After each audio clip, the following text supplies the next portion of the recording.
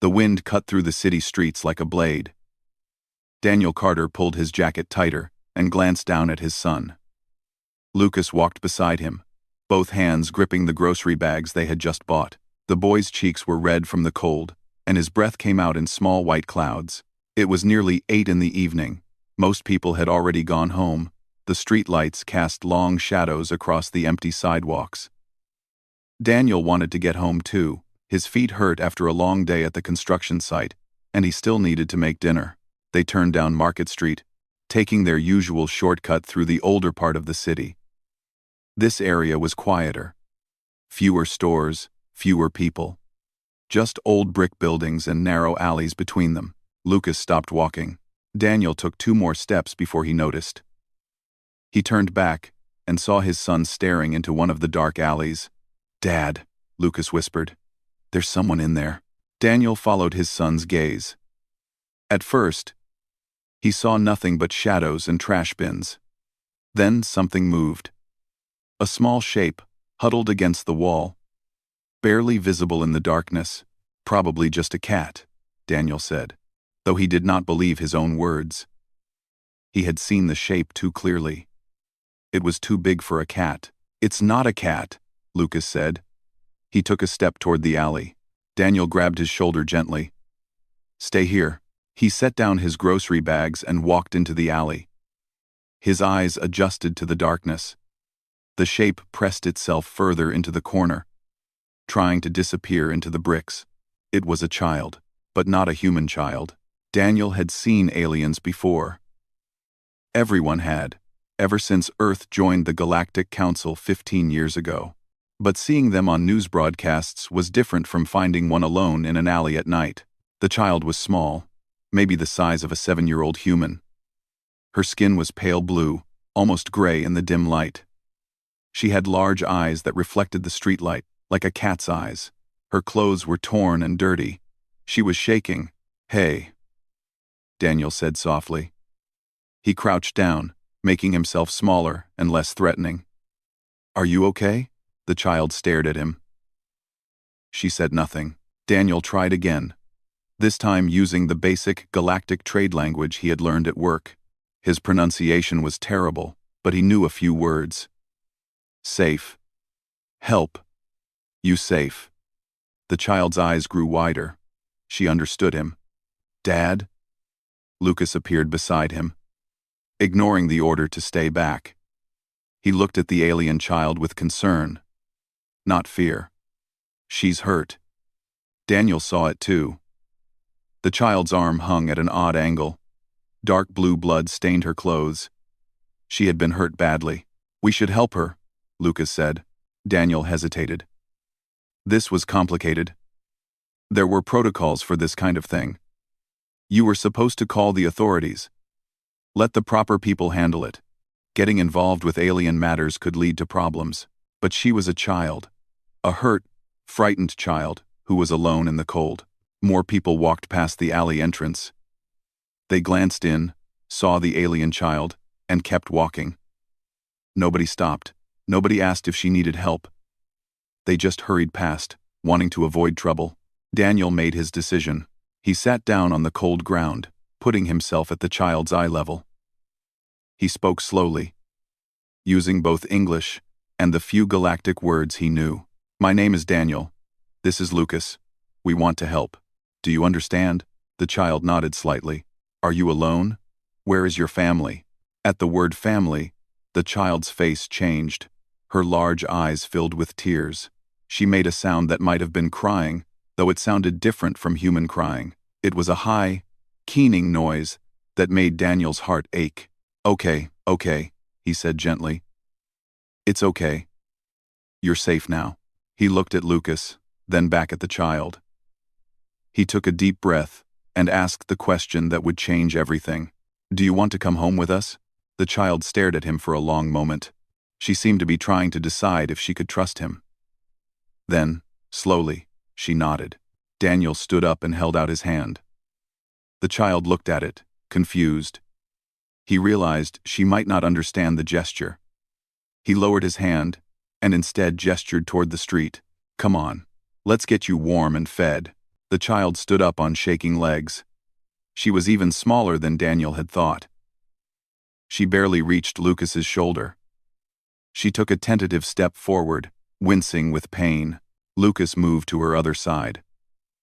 Without being asked, he offered his arm for support. The alien child looked at him, then carefully placed her good hand on his arm. They walked out of the alley together. Daniel picked up the grocery bags with one hand and kept his other hand free, ready to catch the child if she fell. She was weak and could barely walk. Every few steps, she had to stop and rest. Other people on the street stared at them. A human man and boy helping an alien child. It was unusual. Some people looked concerned. Others looked disapproving. One man shook his head and muttered something about humans being too soft. Daniel ignored them all. He focused on getting the child home. Their apartment was only 3 blocks away. But it took 20 minutes to walk there. The child had to stop often. By the time they reached the building, she was leaning heavily on Lucas. Daniel's apartment was on the 3rd floor. There was no elevator. He looked at the stairs. Then, at the exhausted child. "Can you make it?" he asked. The child looked up at the stairs. She said something in her own language. It sounded defeated. Daniel made another quick decision. "Lucas, take the bags and go open the door." His son obeyed without question. Daniel waited until Lucas was halfway up the stairs. Then he bent down and carefully picked up the alien child. She was lighter than he expected. Much lighter than a human child her size would be. She tensed in his arms. Afraid, but did not struggle. "It's okay," Daniel said. "I've got you." He carried her up the 3 flights of stairs. His arms burned by the time he reached the top, but he did not put her down.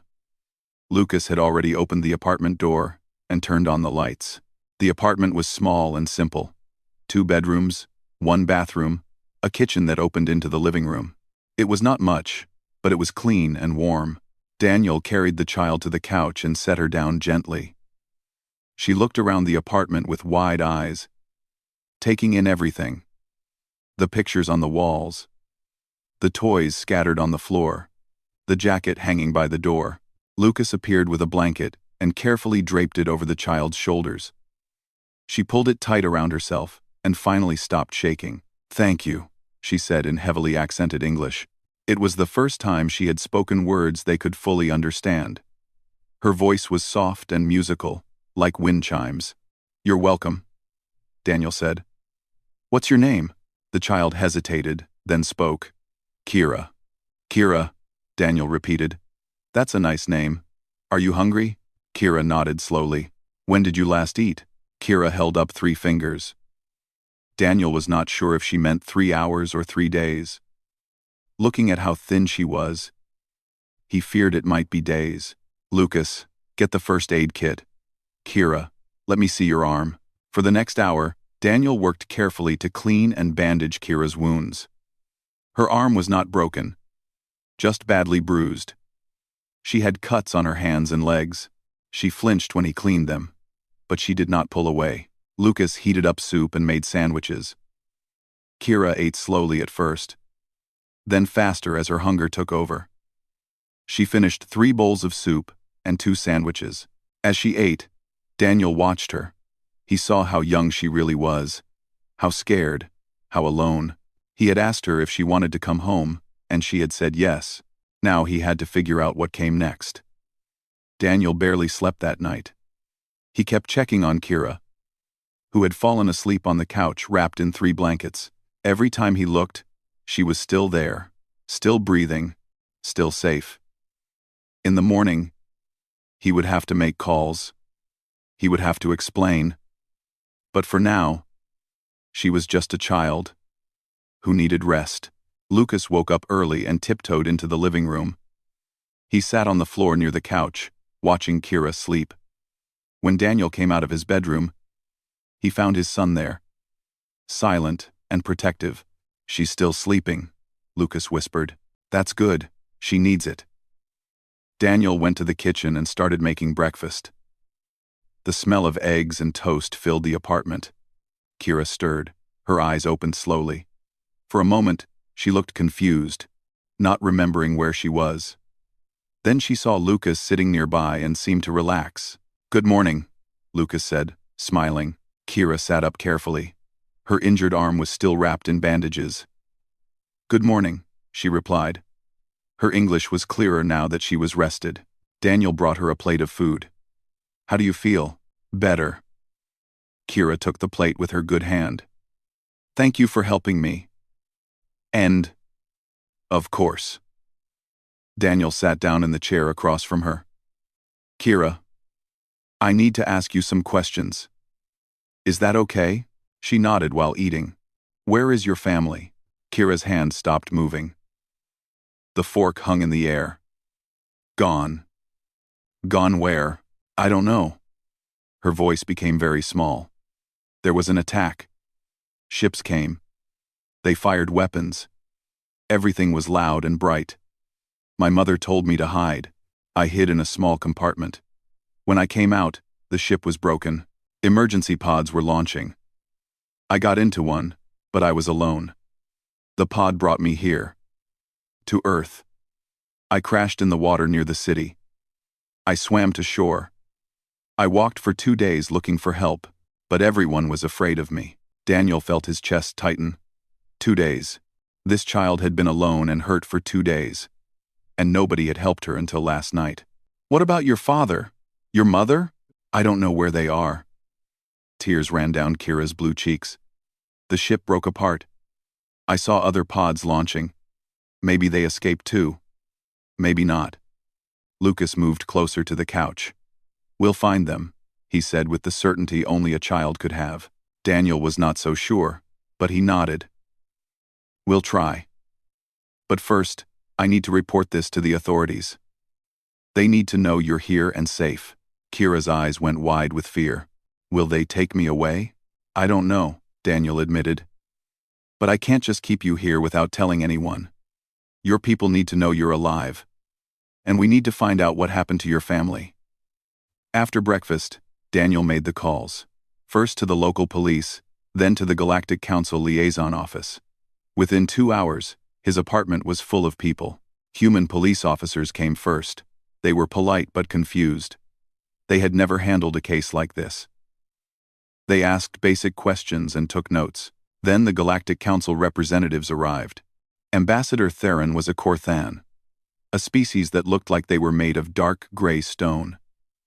He was tall, with broad shoulders and eyes that showed no emotion. He entered the apartment, followed by 2 aides and 1 security officer. Theron looked around the small apartment with obvious distaste. His eyes landed on Daniel. "You are Daniel Carter?" "Yes." "You found the child?" "Yes. Her name is Kira." Theron ignored this. "Why did you bring her here? Why did you not contact authorities immediately?" "It was late at night. She was hurt and freezing. I wasn't going to leave her in an alley while I made phone calls. This is irregular." Theron's voice was cold. "Humans do not foster alien children.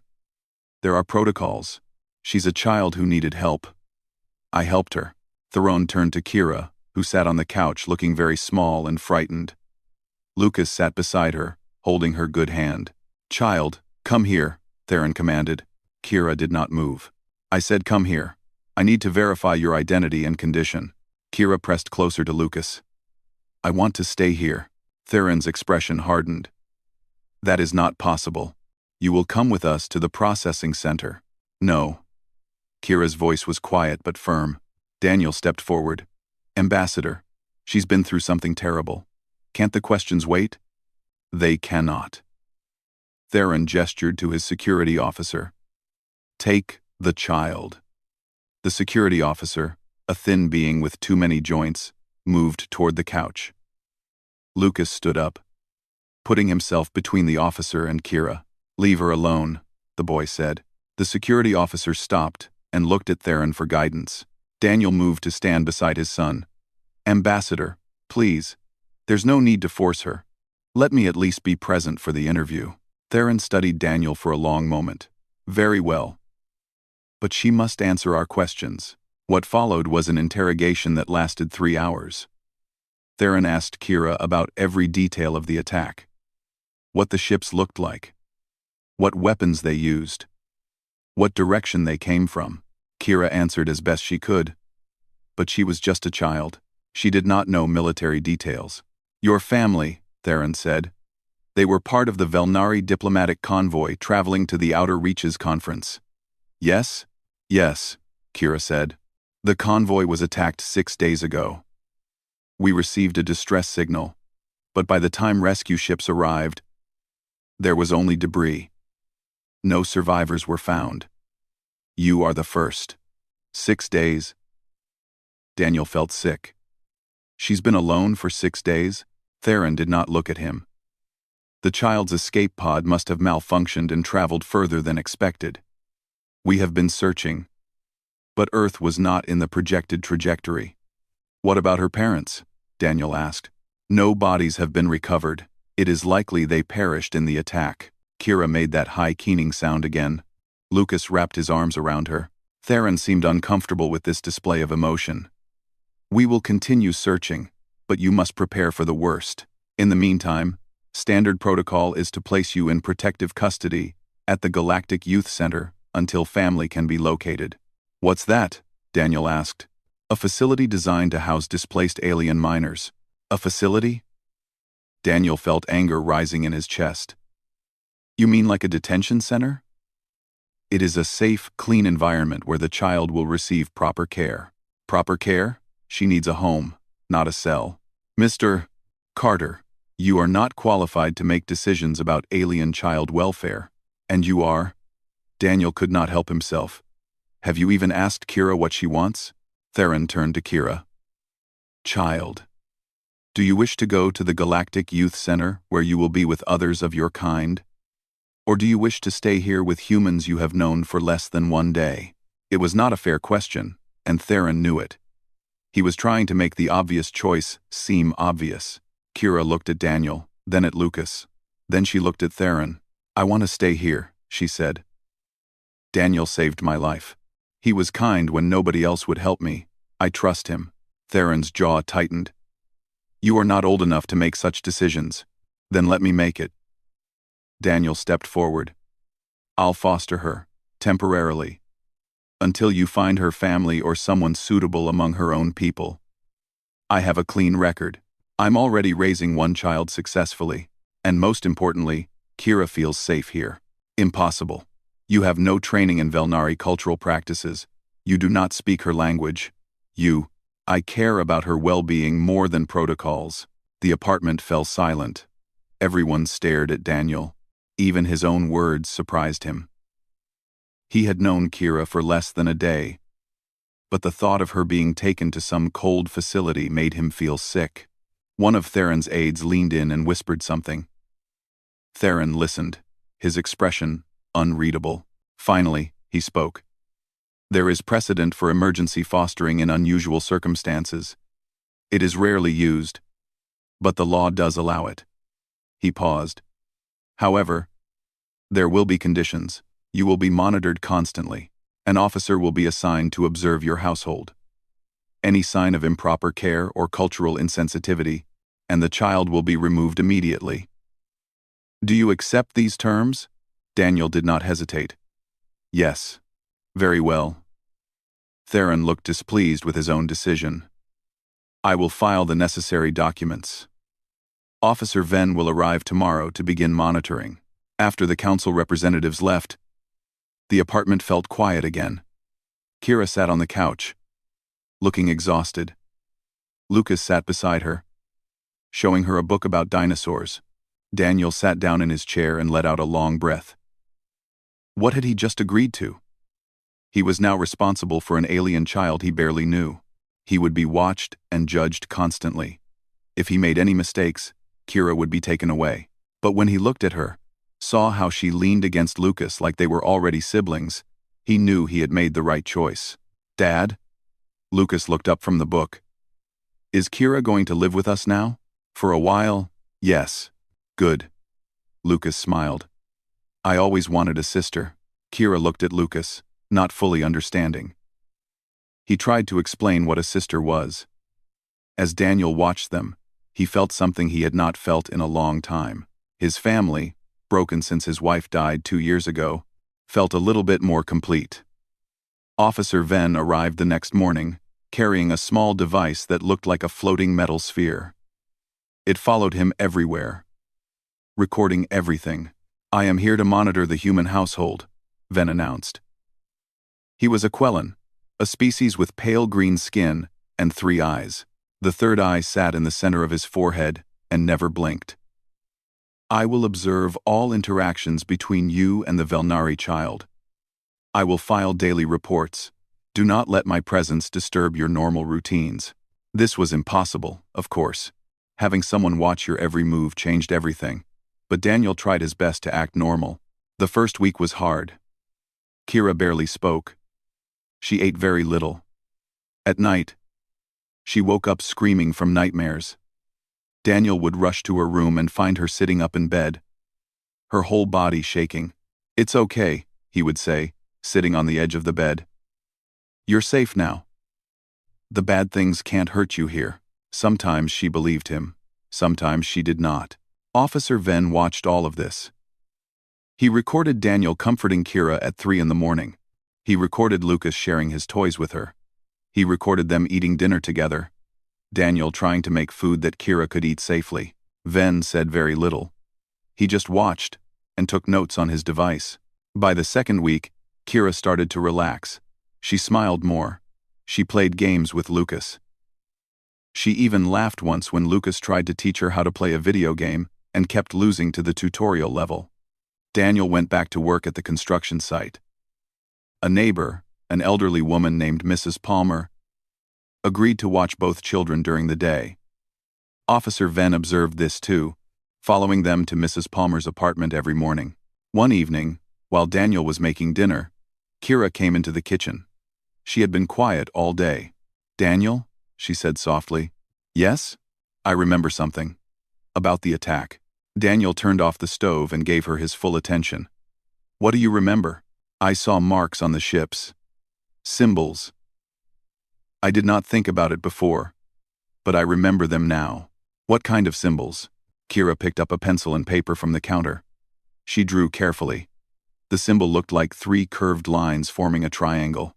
Officer Venn moved closer, his recording sphere hovering near. "That is the mark of the Talvor faction," he said, speaking for the first time in hours. "They are a political group within the Velnari government. Why would they attack your family's convoy?" Kira's hand shook. "I don't know. But I heard them talking. When they thought everyone was dead, they came onto our ship. They were looking for something. I heard one of them say they had to make sure the documents were destroyed." "What documents?" Daniel asked. "I don't know. My mother was carrying important diplomatic papers. She never told me what was in them." Officer Venn's 3 eyes widened. "This is significant information. I must report this immediately." He stepped into the hallway to make a private communication. Daniel knelt down to Kira's level. "You did well remembering that. It might help us find out what really happened." Kira nodded, but she looked worried. "Will it help find my mother and father?" Daniel wanted to say yes.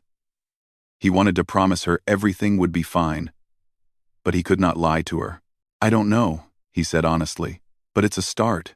That night, Kira had the worst nightmare yet. Her screams woke everyone in the apartment. Daniel ran to her room and found her thrashing in bed, still asleep but trapped in some terrible dream. "Kira, wake up. It's just a dream." She did not wake up. She kept screaming in her own language, words Daniel could not understand. He did what felt right. He sat on the bed and carefully gathered her into his arms, holding her close like he used to hold Lucas when he was younger. "Shh, it's okay. I've got you. You're safe." Slowly, Kira's screaming faded. She woke up, confused and crying. When she realized where she was, she buried her face in Daniel's shoulder and sobbed. "They're gone," she cried. "Everyone is gone. I saw the ship break. I saw the fire. They're all gone." "I know. I know." Daniel held her and let her cry. There were no words that could fix this. He could only be there. Lucas appeared in the doorway, rubbing his eyes. Without being told, he came over and sat on the other side of Kira, putting his small hand on her back. They stayed like that until Kira fell asleep again. Daniel carried her back to bed and tucked her in. As he was leaving, she spoke one word in her own language. It sounded like Kareth. Later, he looked it up in the translation database on his computer. The word meant something close to guardian or protector. It was what Velnari children called adults, who took care of them when their parents were gone. She had called him that. In her sleep, in her pain, she had given him that title. The next morning, Officer Ven spoke to Daniel privately. "I have been filing reports every day," Ven said. "The Galactic Council is very interested in this situation. Some are pleased with the child's progress, others are not." "Why would anyone not be pleased that she's healing?" Daniel asked. "Because you are human, because this challenges their understanding of your species." Ven's third eye focused intently on Daniel. "Most species believe humans are too violent, too primitive, too emotional to properly care for non-human children. You are proving them wrong. This makes them uncomfortable. So what happens now? The Velnari Council has been notified. They are sending a representative to evaluate the situation. They may demand that Kira be transferred to Velnari custody. But she's doing well here. That may not matter to them." 3 days later, an official message arrived. The Velnari Council wanted Kira moved to a Velnari facility on their homeworld. They argued that she needed to be around her own people, to maintain her cultural identity, to not be influenced by human ways. Daniel read the message 3 times. Then he called a lawyer. The lawyer, a woman named Patricia Hughes, listened to his situation and shook her head. "This is complicated," she said. "Galactic family law is a mess. There are provisions for emergency fostering. But ultimately, the child's home species has priority in custody decisions. Even if the child wants to stay where she is, the law doesn't really account for the child's wishes. It assumes the child's species knows what's best. That's wrong. Maybe, but it's the law." Patricia paused. "However, there are statutes about child welfare. If you can prove that moving Kira would cause her psychological harm, you might have a case." Daniel spent that night researching galactic child protection laws. They were written in complex legal language that made his head hurt, but he read every word. Meanwhile, Kira and Lucas grew closer. They created a game where they taught each other words from their languages. Lucas learned Velnari phrases. Kira learned more English. They drew pictures together of their families. Lucas drew himself, his dad, his mom who had died, and now Kira. In his picture, they were all holding hands. Kira drew something similar. Her parents were faded and ghostly, floating above her. But below, solid and real, were Daniel and Lucas. "This is my family now," she told Lucas, pointing at the drawing. "My old family is gone. But you and your dad gave me a new one." Officer Ven recorded this conversation. That night, Daniel heard him in the hallway, speaking urgently into his communication device. "No, you do not understand. This is not what we expected. The human is not keeping the child as a curiosity or a pet. He treats her like his own offspring. The bond is genuine. Moving her now would cause severe trauma." Daniel could not hear the response, but Ven's tone became frustrated. "I do not care what the protocols say. I am telling you what I observe. The child is healing because she feels safe and loved. Take her from this home, and you will undo all her progress." The conversation ended. Ven turned and saw Daniel standing in his own doorway. "You heard that," Ven said. "It was not a question." "Yes, good. Because you need to understand what you are facing. The Velnari Council does not want a human raising one of their children. It is a matter of pride for them. They will fight you. Then I'll fight back." Ven's 3 eyes studied Daniel carefully. "Why? You have known this child for only a few weeks. You could make your life much easier by letting her go." Daniel thought about Kira sleeping peacefully in the next room, no longer waking up screaming every night. He thought about how she laughed now when Lucas told jokes. He thought about how she had started calling him Kareth. "Because she asked me if I wanted her to come home," Daniel said. And I said yes. That means something. That means I don't give up when things get hard. Ven nodded slowly. Humans, he said quietly. You are strange creatures, but perhaps that is not a bad thing. The next week, more information came to light. Intelligence officers investigated the symbols Kira had seen. They confirmed that ships bearing those marks belonged to the Talvor faction, a radical political group within the Velnari government. The Talvor believed the Velnari had become too soft, too willing to compromise with other species. They wanted Velnari to be more aggressive, more dominant. They opposed the diplomatic mission that Kira's parents had been part of. The attack had not been random. It had been assassination. And Kira was a witness who could identify the attackers. That made her valuable and dangerous. The Talvor would want her silenced. The Velnari government would want her protected and hidden away. But Daniel wanted only one thing. He wanted her to have a chance at a normal life. Whatever normal meant for a child who had lost everything. We need to prepare, Patricia told him during another meeting. The Velnari Council is sending someone to take custody. They'll be here in 1 week. If you want to fight this, we need to file an appeal now. Daniel looked at the legal documents in front of him. They were full of complicated words and clauses. But the core of it was simple. He was asking for the right to keep caring for Kira. He was asking to be her guardian, her careth. Not just for now, but for as long as she needed him. He signed the documents. The battle was about to begin. Lady Serana arrived with no warning.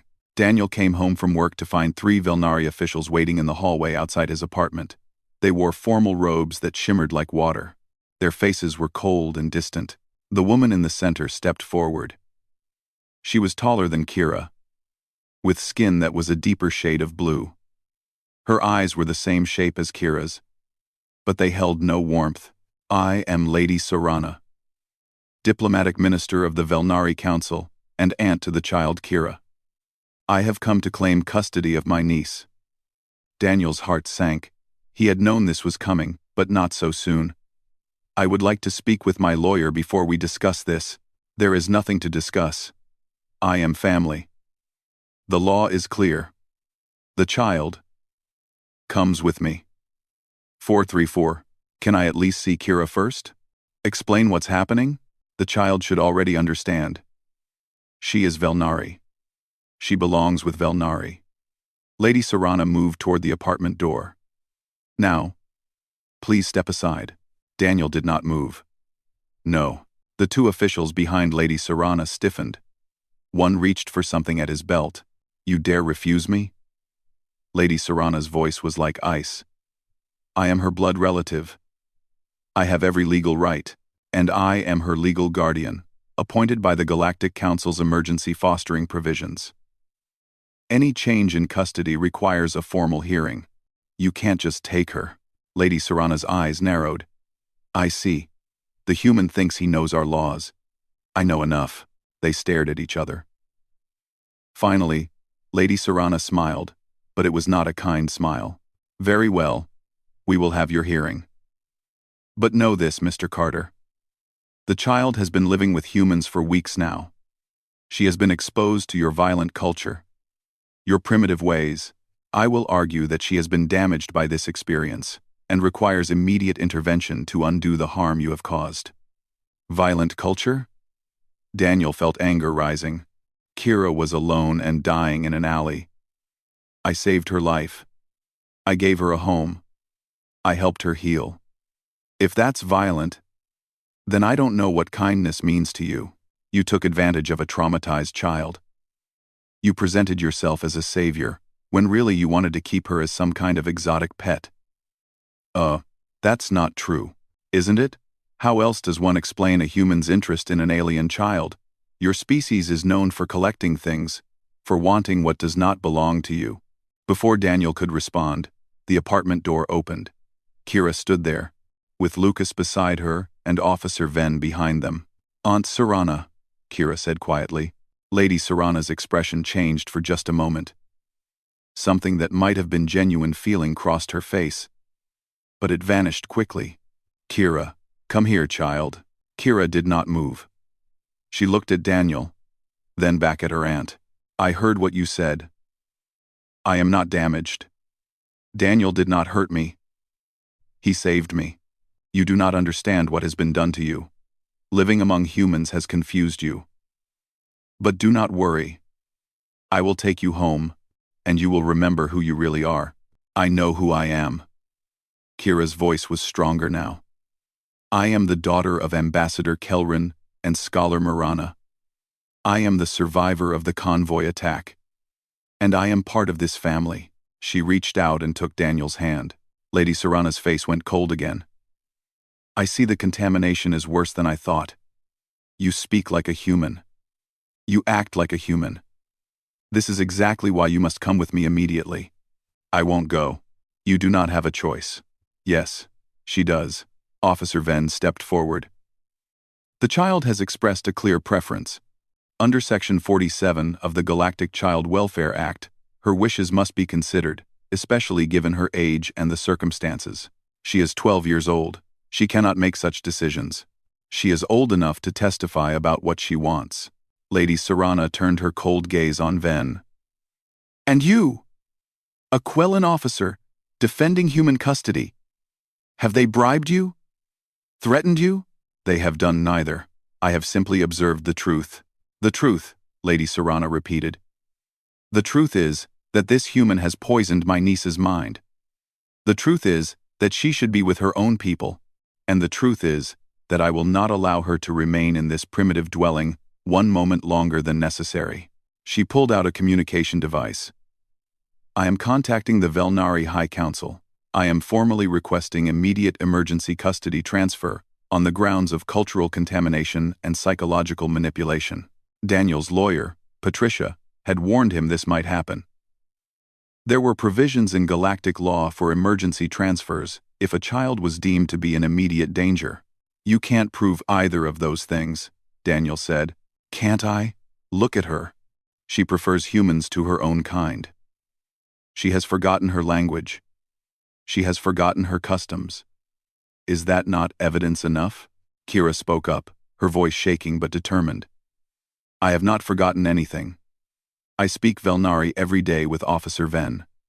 He has been teaching me about our history and culture. I practice our meditation rituals every morning. Lucas even joins me sometimes. She looked at Lucas, who nodded. I remember everything about being Velnari. But I have also learned that family is not just about species. Family is about who cares for you when you are afraid, who holds you when you have nightmares, who makes sure you eat and sleep and feel safe. Sentiment, Lady Serana said dismissively. Human sentiment. This is exactly what I am talking about. Over the next hour, more people arrived. Human officials, more Velnari representatives, Ambassador Theron, and even some news reporters who had somehow heard about the situation. Daniel's small apartment became crowded and loud. Everyone had opinions. Everyone wanted to be heard. Through it all, Kira stayed close to Daniel and Lucas. She looked terrified, but she did not back down. Finally, Ambassador Theron raised his hand for silence. Enough. This is getting us nowhere. He looked at Lady Serana. You have requested emergency custody. But the current guardian has filed an appeal. According to galactic law, there must be a formal hearing to determine what is in the child's best interest. The hearing will be a waste of time, Lady Serana said. I am her aunt. Blood relation supersedes temporary guardianship. Not if that blood relation cannot provide adequate care, or if the child's welfare would be endangered by the transfer. Endangered? I am offering her a place in one of the finest homes on our homeworld. She would have everything she needs, except the people she has bonded with, Officer Venn said quietly. Lady Serana glared at him. You will face disciplinary action for your insubordination. I am willing to accept that if it means telling the truth. Daniel spoke up. When is this hearing? Ambassador Theron checked his device. 3 days from now. It will be held at the Galactic Council Courthouse downtown. Both parties will present their cases. A panel of judges from neutral species will make the final decision. 3 days. Daniel repeated. That was not much time to prepare. Until then, the child will remain in your custody, Theron continued. However, to ensure there is no flight risk, Officer Venn will maintain constant observation, and a security detail will be posted outside the building.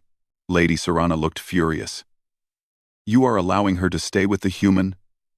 Even now? The law requires it. Until the hearing makes a final determination, the current custody arrangement stands. End quote. After everyone finally left, the apartment felt very quiet. Daniel, Lucas, and Kira sat together on the couch. Kira was shaking. I'm scared, she whispered. I know. Daniel put his arm around her shoulders. I'm scared too. What if they make me go? What if I never see you again? We're not going to let that happen, Lucas said fiercely. We're going to fight. Daniel wished he felt as confident as his son sounded. The truth was, Lady Serana had a strong case. She was blood family. She could provide material wealth and connection to Velnari culture, and she had the support of her government. What did Daniel have? A small apartment, a modest income, and the fact that he cared. Would that be enough? That night, Daniel stayed up late researching Lady Serana. What he found troubled him. She was indeed a high-ranking diplomat. But she was also connected to several political factions within the Velnari government. One of those factions was the Talvor, the same Talvor group that Kira had identified as her family's attackers. Daniel's hands went cold. He searched deeper, finding news articles and political records. Lady Serana had publicly supported Talvor policies.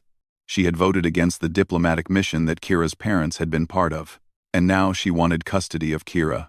Daniel thought about what Kira had overheard during the attack. The pirates had been looking for documents, trying to make sure they were destroyed. If those documents had contained information about Talvor's illegal activities, then Kira was not just a witness, she was evidence, and Lady Serana did not want to protect her. She wanted to control her, maybe even silence her. Daniel made several calls that night, to Patricia, to Officer Venn, to journalists he had found who had been investigating Talvor activities. He gathered every piece of information he could find. If they were going to fight this, they needed ammunition. The next 2 days passed in a blur of preparation. Patricia worked on legal arguments. Officer Venn agreed to testify about Kira's psychological state. Even Mrs. Palmer, the neighbor, said she would speak about what she had observed. Meanwhile, Kira grew quieter. She stopped eating much. She did not sleep well. The fear of being taken away was consuming her. Lucas refused to leave her side. He even insisted on sleeping on the floor in her room, just in case.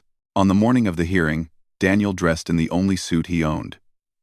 It was old and a bit too tight, but it was all he had.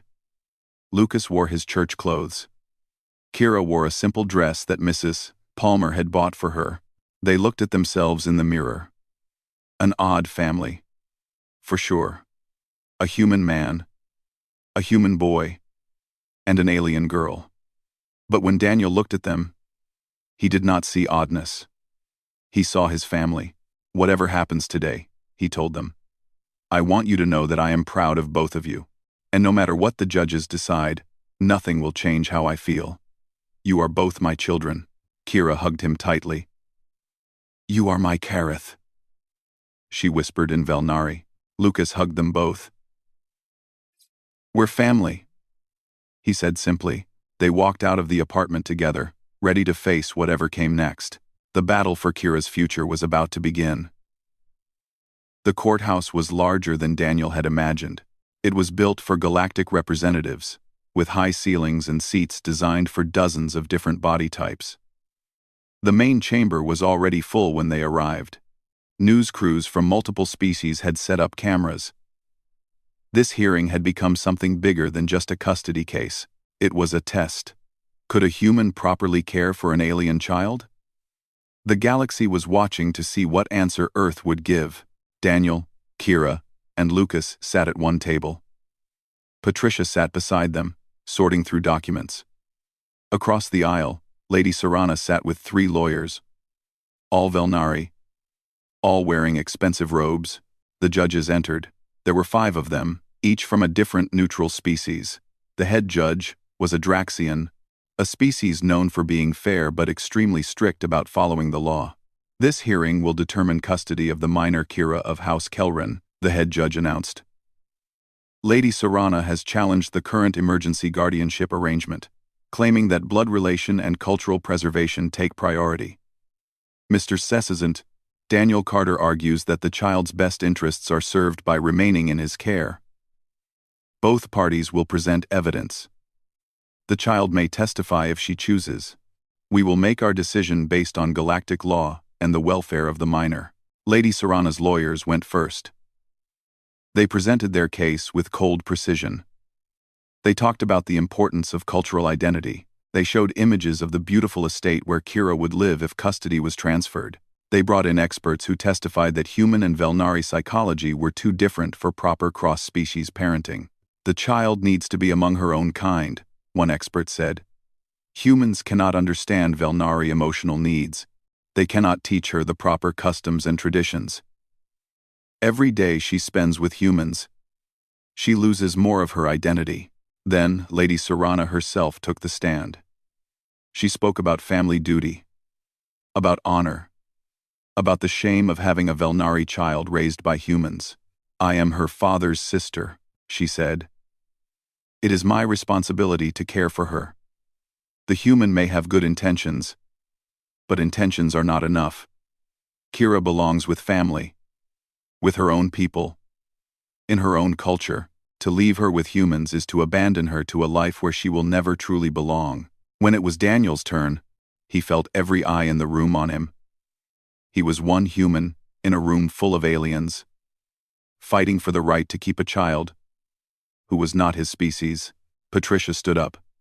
We will prove that Mr. Carter has provided excellent care for Kira. More importantly, we will prove that transferring custody to Lady Serana would not be in the child's best interest. She called Officer Venn first. He took the stand and swore to tell the truth. Officer Venn, you have been monitoring the Carter household for weeks. What have you observed? I have observed a stable, loving home, Venn said. His 3 eyes focused on the judges. When I first arrived, I was skeptical. Like many, I believed humans were too primitive, too emotional, too violent to properly care for a Velnari child. I was wrong. He described what he had seen. Daniel helping Kira with her nightmares. Lucas teaching her to laugh again. The family eating meals together. Doing homework together. Facing problems together. The child has thrived under Mr. Carter's care, Venn continued. Her psychological state has improved dramatically. She has learned to trust again. She has begun to heal from her trauma. I have seen nothing but kindness, patience, and genuine love in that household. But what about cultural education? One of the judges asked. Has the child maintained connection to her Velnari heritage? Rezustake, 1822. Yes, I have been teaching her myself. We speak Velnari together daily. We discuss our history and customs. Mr. Carter has encouraged this, even though he cannot participate himself. He understands the importance of Kira maintaining her identity. Patricia called more witnesses. Mrs. Palmer described how happy Kira seemed, how she had watched the child transform from a frightened refugee to a normal kid who played and smiled. A doctor testified about Kira's improved physical health. A child psychologist explained that removing Kira from a stable home where she felt safe would cause severe psychological damage. Then Patricia dropped the real evidence.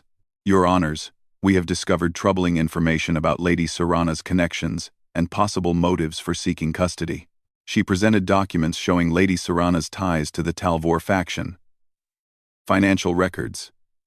Communication logs.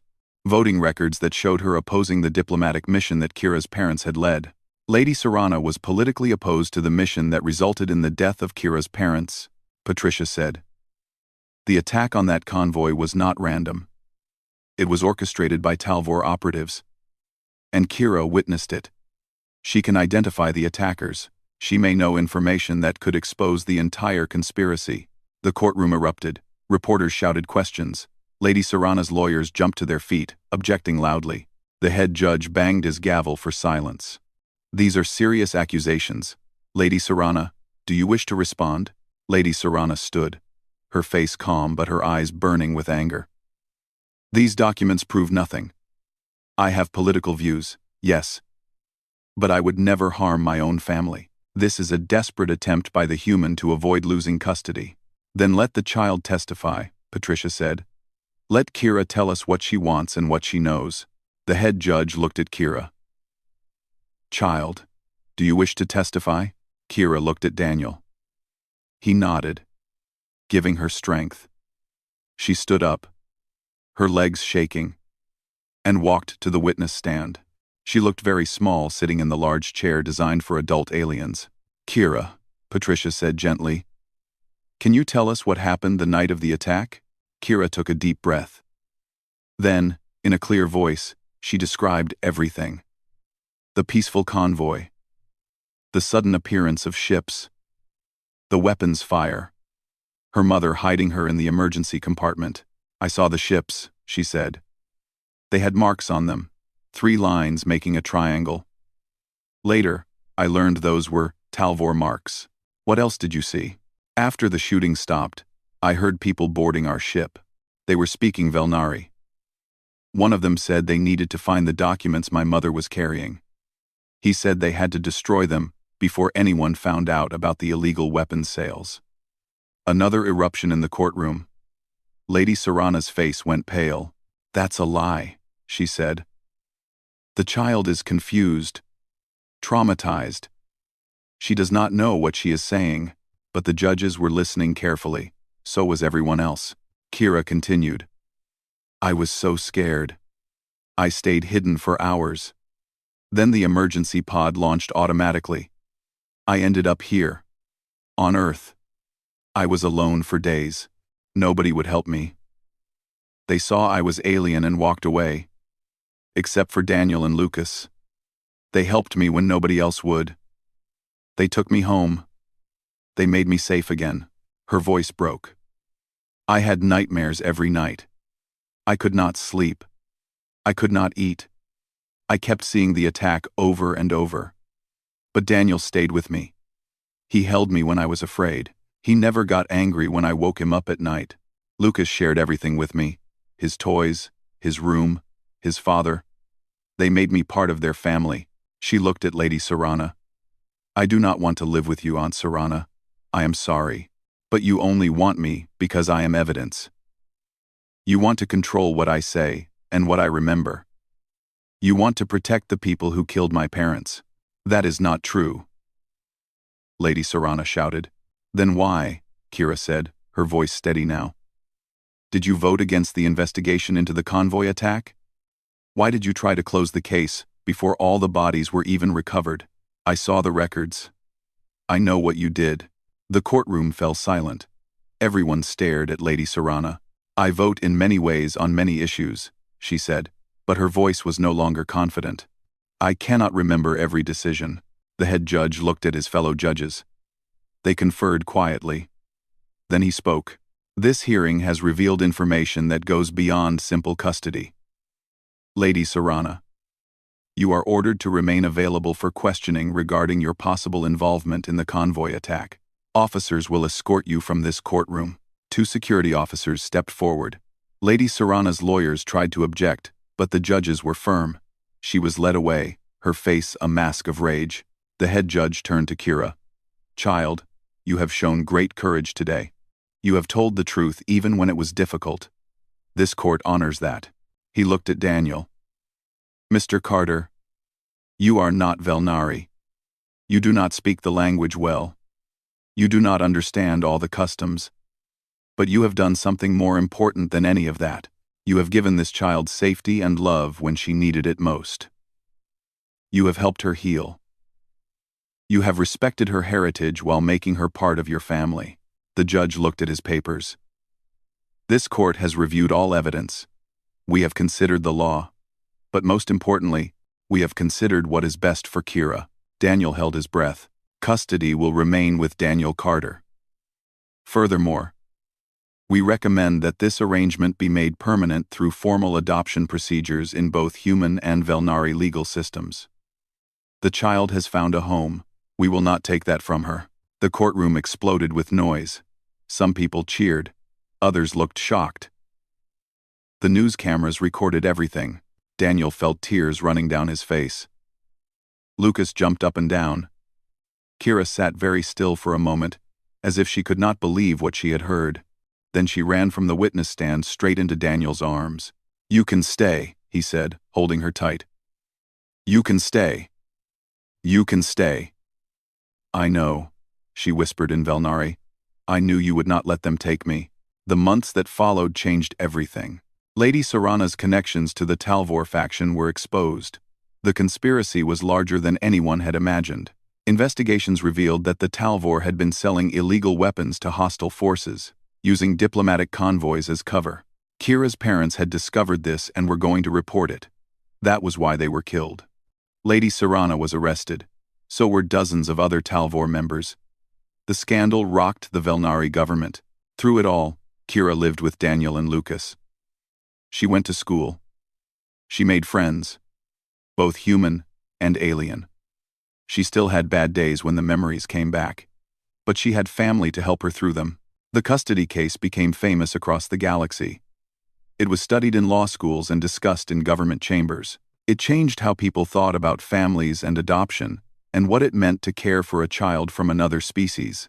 6 months after the hearing, Daniel officially adopted Kira through both human and Velnari courts. It was the first cross-species adoption ever approved by both governments. They had a small celebration at home. Mrs. Palmer baked a cake. Officer Venn came, no longer as a monitor but as a friend. Even Ambassador Theron stopped by, which surprised everyone. "I was wrong about humans," Theron admitted. "I thought you were too emotional to make good decisions, but I have learned that emotion is not weakness. Sometimes, emotion is exactly what is needed." "Thank you for giving us a chance," Daniel said. "I should thank you. You have taught the galaxy an important lesson." Other changes followed. Earth began receiving requests from other species to foster their orphaned children. The Galactic Council created new protocols for cross-species adoption, based on what they called the Carter case. Other families, inspired by Daniel's example, opened their homes to alien children who needed families. Humans earned a new reputation in galactic society. They were still seen as coming from a death world, still seen as strong and stubborn. But now, they were also seen as compassionate, as people who would protect the vulnerable, who would fight for those who could not fight for themselves. Earth became known as a place of sanctuary and second chances. 1 year after Daniel found Kira in that alley, they sat together in their apartment on a quiet evening. Lucas and Kira were sprawled on the floor, arguing about which movie to watch. It was a completely normal sibling argument. "We should watch the space adventure," Lucas said. "We watched that last week. I want to watch the comedy. The comedy is boring." "You are boring. You are more boring." Daniel listened to them bicker and smiled. This was what normal sounded like. This was what family sounded like. Kira noticed him watching. "What are you thinking about?" she asked in Velnari. She still spoke her native language every day, keeping that part of herself alive. "I'm thinking about the night I found you," Daniel said. "I asked if you wanted to come home with me, and I said yes." "Best decision you ever made," Lucas added. Kira laughed. "Best decision you ever made was stopping to help me." Daniel thought about that. One simple question on a cold winter night. One moment of choosing kindness over fear. And it had changed 3 lives completely. There was a knock at the door. Daniel opened it to find a young couple standing there. One human, and one from a species he did not recognize. They looked nervous. "Mr. Carter," the human woman said, "we heard about your story. We're thinking about adopting a child from another species, but we're scared. We don't know if we can do it right. We were hoping you might give us some advice." Daniel looked back at Kira and Lucas, who had stopped arguing and were watching curiously. "Come in," he said, opening the door wider. I'd be happy to help. As the couple entered, Kira came over and stood beside Daniel. She took his hand, and Lucas took his other hand. They stood there together, a family built not by blood but by choice. A family that proved love did not care about species or planets or differences. A family that started with one simple question on a cold night in an empty alley. Do you want to come home? And the answer that changed the galaxy. Yes,